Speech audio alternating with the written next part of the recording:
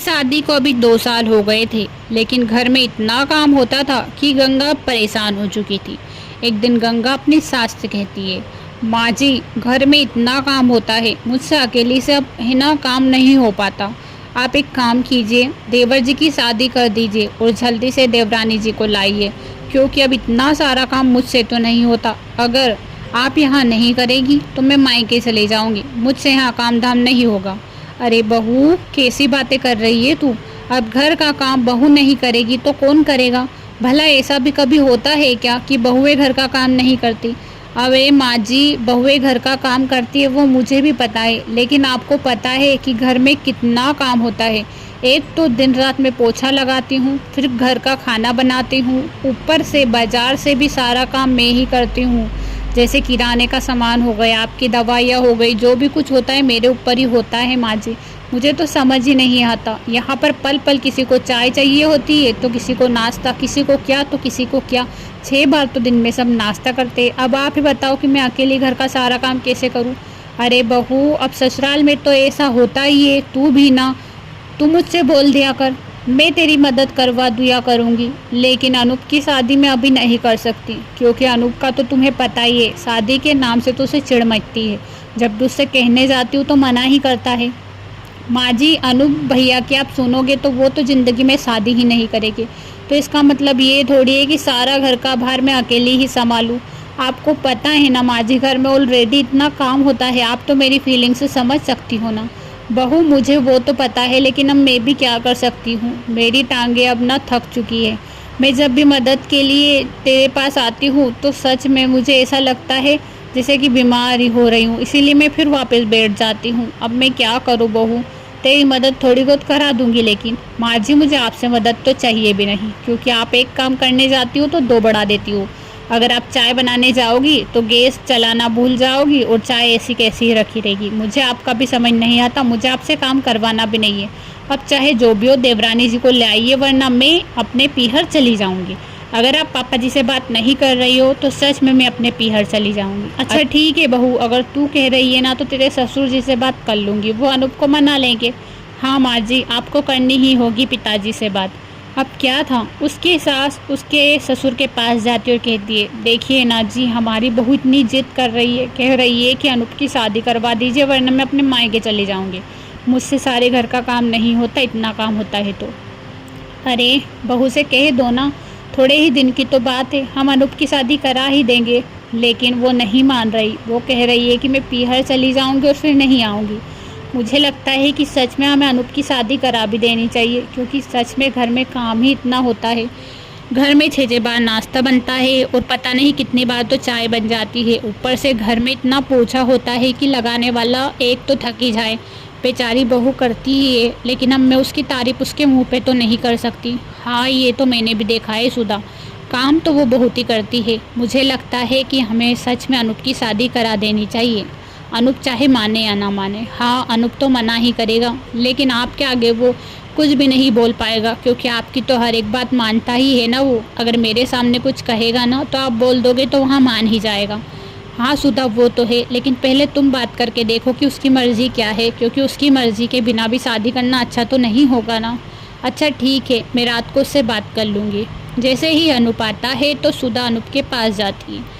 अनूप बेटा, तुझसे एक बात कहूँ, अगर तू नाराज़ ना हो तो। हाँ माँ बोलो ना, आपसे कभी नाराज़ हुआ हूँ क्या? हाँ बेटा, वो तो है, लेकिन तुझे तो पता ही है घर में इतना काम होता है, ऊपर से तेरी उम्र भी हो गई है। तुझे पता है तेरी शादी के लिए कितने ही अच्छे अच्छे रिश्ते आ रहे हैं। अगर यहाँ रिश्ते चले गए ना तो फिर तुझे तो पता है वक्त रहते रिश्ते आना भी बंद हो जाते हैं। माँ, आप फिर से रिश्ते पे आ गई, मुझे पता है कि आपका मन क्या है। हाँ बेटा, तू समझ चुका है कि मैं तेरी शादी कराना चाहती हूँ, तो यहाँ बात बिल्कुल सही है। तू टाइम से शादी कर ले बेटा, अब तेरी उम्र भी हो गई है शादी की, तो कर लेना।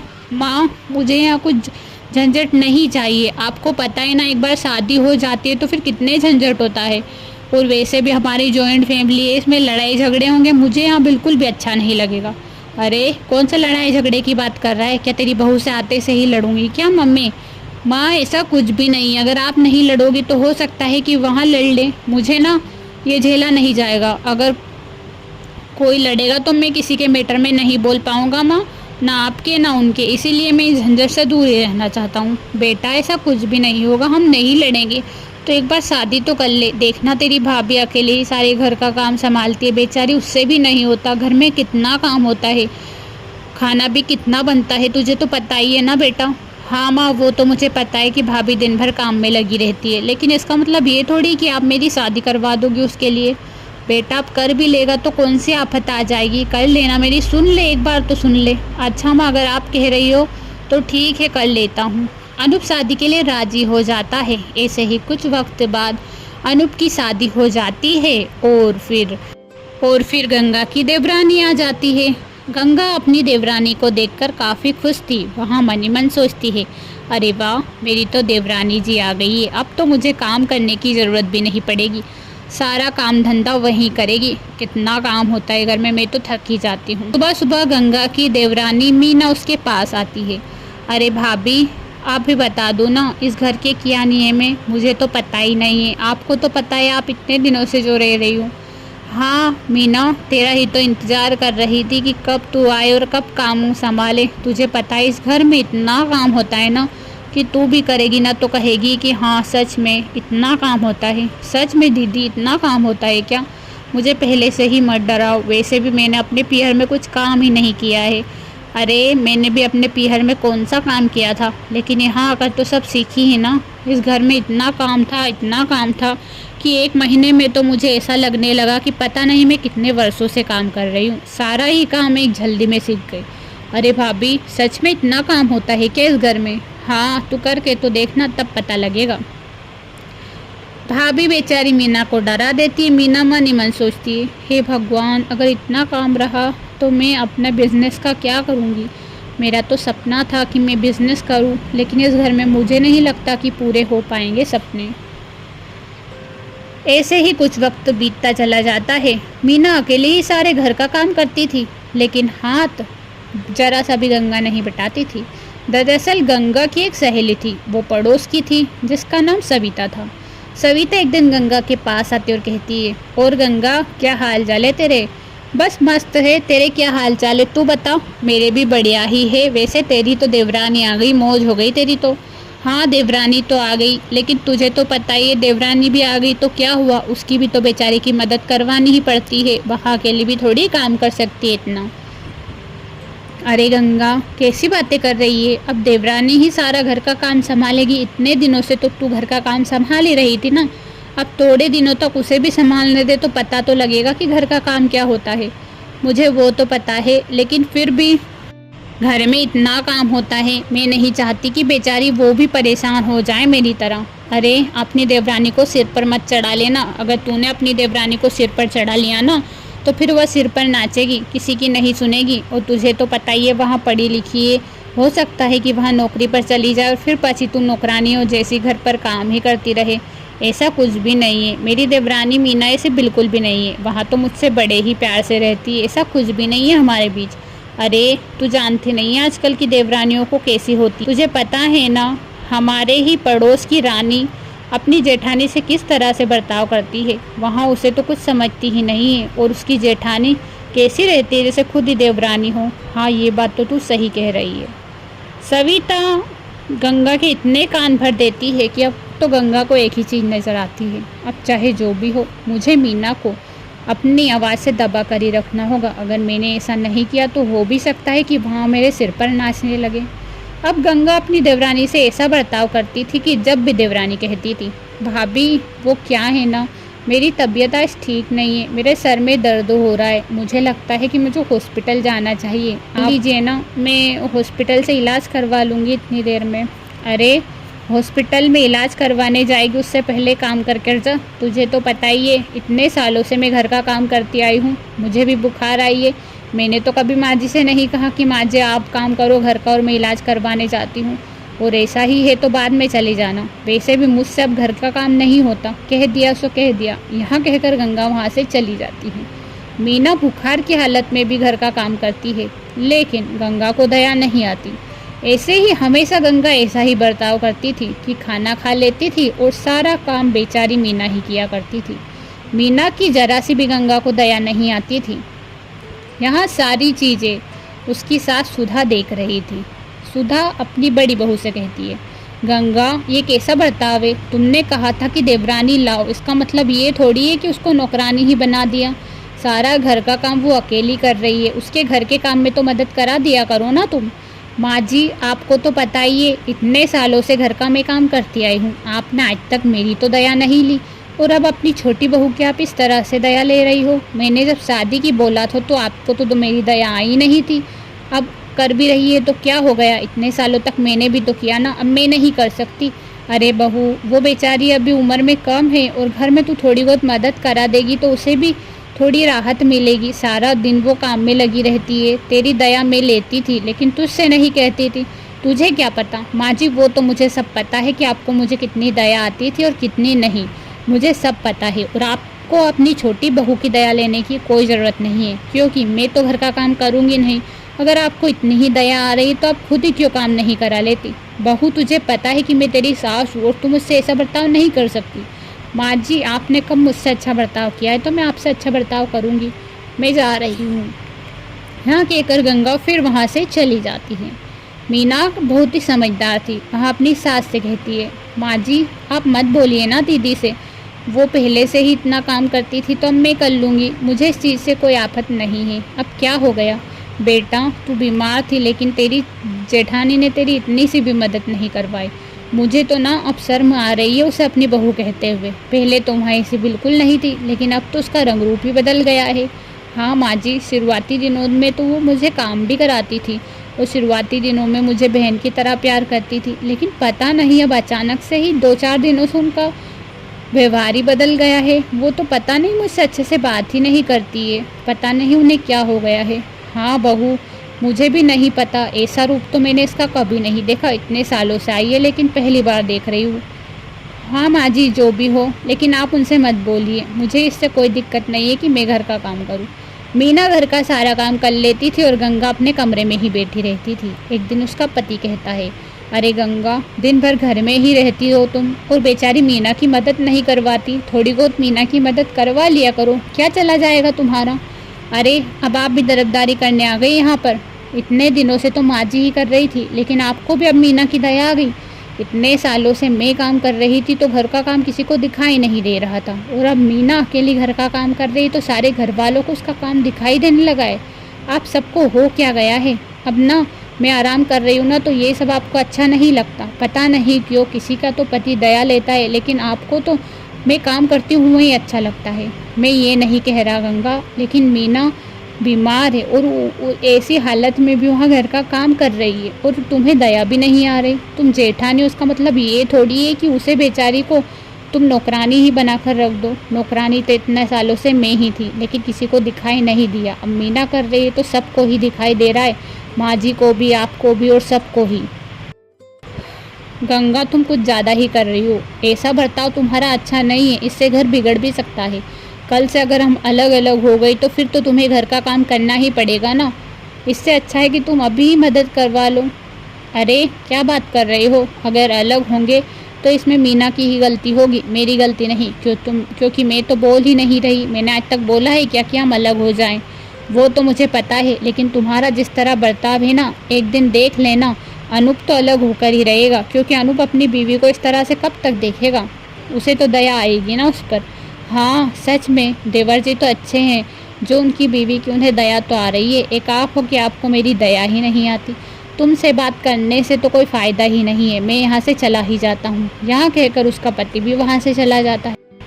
पता नहीं इनको सबको मीना इतनी प्यारी क्यों लगती है, किसी ने मेरी तो कभी दया ही नहीं ली। अब क्या था, मीना अकेली ही घर का काम करती थी। यहाँ देखकर अनूप को भी गुस्सा आता है। अरे मीना तुम अकेली ही घर का काम करती रहती हो, भाभी से कुछ कह दिया करो, वहाँ भी तुम्हारी मदद करवा लेगी। अरे अनूप जी आप चिंता क्यों करते हो, मैं कर ही रही हूँ ना। वैसे भी भाभी से कहने का कोई फ़ायदा नहीं है, वहाँ गुस्से में रहती है। अरे गुस्से में रहती है इसका मतलब ये थोड़ी है कि वो आराम में फरमाएगी और तुम अकेली ही काम करोगी। अनूप जी आप बात को आगे मत बढ़ाइए, कोई फ़ायदा नहीं होने वाला। फ़ायदा तो अब होकर ही रहेगा। कुछ भी हो जाए मुझे कुछ ना कुछ करना पड़ेगा। भाभी का बर्ताव दिन ब दिन बिगड़ता ही जा रहा है, वो तुम पर ऑर्डर चलाती है, मुझे बिल्कुल अच्छा नहीं लगता। अरे अनूप जी आप शांत रहिए ना, आप बस अपने कमरे में जाइए। बेचारी मीना अपने पति को वहाँ से भेज देती है कि थोड़ी ही देर बाद उसकी जेठानी गंगा आ जाती है। अरे मीना, आज खाने में क्या बना रही हो? कुछ नहीं दीदी, वो क्या है ना, दाल चावल की बोला है माँ जी ने। अरे दाल चावल छोड़ो, आज एक काम करो, प्याज के पराठे, आलू के पराठे और हाँ, पिज़्ज़ा बर्गर भी बना लेना, मुझे काफ़ी दिनों से याद आ रही है। लेकिन दीदी ये तो कुछ ज़्यादा ही हो जाएगा, इसमें तो मुझे 10 ही बज जाएंगे रात के। अरे बच जाएंगे तो क्या हुआ, हम सबको याद आ रही है। तुम्हारे जेठ जी को तो पराठे की याद आ रही थी और मुझे पिज़्ज़ा बर्गर की याद आ रही है, उसमें क्या है बनाने में? दीदी वो तो बना दूंगी, लेकिन एक चीज़ कोई भी बना सकती हूँ, प्याज के पराठे बना दूंगी, कल पिज़्ज़ा बर्गर बना लूँगी। मैंने कहा ना, सब चीज़ें अभी चाहिए तो अभी चाहिए, एक बार में सुन लिया करो। अब गंगा की हाँ बात सुनकर मीना कुछ नहीं कहती और खाना बनाने लग जाती है। यह सारी चीज़ें अनूप देख रहा था। भाभी का कुछ ज़्यादा ही हो रहा है, इन्हें पानी सर के ऊपर जा रहा है, मुझे इनको सुधारना ही होगा।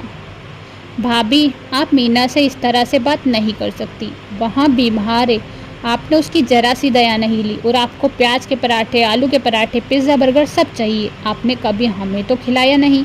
आप इतना काम करती थी, उसको भी 10 बार गाती थी, लेकिन आज मीना की आपको ज़रा सी दया नहीं आती। और पता नहीं आपको क्या हो गया जो आप इस तरह से बर्ताव करती हो। देवर जी, सबको तो सबको, आपको भी दिख गया ना मीना का इतना काम, लेकिन मेरा काम तो कभी किसी को दिखा ही नहीं था।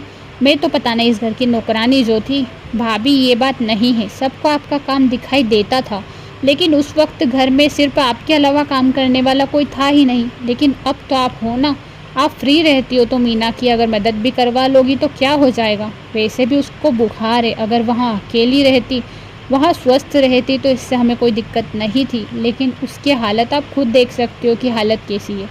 वो तो मुझे भी दिखाई दे रहा है देवर जी, लेकिन आप ना कुछ ज़्यादा ही तरफदारी कर रहे हो उसकी। ऐसा कुछ भी नहीं है भाभी, पता है उसने आज तक आपके बारे में कुछ गलत बोला ही नहीं, हम सब उसके सपोर्ट करते हैं। वो चाहती ना तो अभी हम में अलग हो जाता, लेकिन मैंने कल ही मीना से कहा था कि हम अलग हो जाते हैं, लेकिन पता है मीना ने क्या कहा कि हम मिलजुल कर रहेंगे। मैं भाभी से अलग नहीं हो सकती क्योंकि मैं उन्हें बहन समझती हूँ, और एक आप हो कि उसे इस तरह से पेश आ रही हो, उसकी ज़रा सी दया नहीं ले रही हो। पता नहीं आपको क्या हो गया भाभी, आप पहले तो ऐसी नहीं थी। पहले मैं आपको माँ के समान समझता था, लेकिन आपका ऐसा बर्ताव देखकर ना अब मुझे शर्म आती है कि मैं आपको माँ क्यों समझता था। मुझे ना समझ नहीं आ रहा कि आपको हो क्या गया है। देवर जी, सच में मुझे माफ़ कर दीजिए। मीना ने आज तक मेरी बुराई नहीं की, लेकिन मैं उस सविता के कहने में लग गई थी। सविता एक दिन मेरे पास आई और कहने लगी कि देवरानी को ज़्यादा सर पर नहीं चढ़ाना चाहिए। यहाँ सब देख कर ना मुझे लगा कि सच में मुझे ऐसा ही करना चाहिए, तो मैं मीना के साथ ऐसा बर्ताव करने लगी। लेकिन मैं इतने दिनों से मीना के साथ ऐसा बर्ताव कर रही हूँ, लेकिन मीना ने आज तक कुछ गलत नहीं बोला, और सच में वो चाहती तो मुझसे अलग भी हो जाती, लेकिन उसने आज तक नहीं बोला किसी से भी, और काम करती रही। जो भी मैं कह देती हूँ वहाँ सब कर देती है। मुझे माफ़ कर दे मीना, सच में मैं बहुत ही गलत थी और उस सविता के कहने में आ गई, लेकिन आज के बाद से मैं गाँव के किसी भी इंसान के कहने में नहीं आऊँगी। भाभी, आपको पता है वही सविता मुझसे भी कहने आई थी कि तुम्हारी जेठानी कैसी है जो बिल्कुल भी काम नहीं करवाती। चाहो तो आप उससे खुद से पूछ सकती हो। पता है मैं किसी के बहकावे में नहीं आती दीदी, मुझे पता है कि लोग तो हमें भड़काते ही है, लेकिन हमें अपनी फैमिली को लेकर चलना चाहिए। इसी वजह से मैंने आपसे कुछ नहीं कहा। मुझे लगा था कि आप किसी इंसान की बातों का शिकार हो गई हो, इसीलिए मैंने कुछ नहीं कहा, क्योंकि जिस तरह आप पहले बर्ताव करती थी अचानक से ही आपका बर्ताव बदल गया था।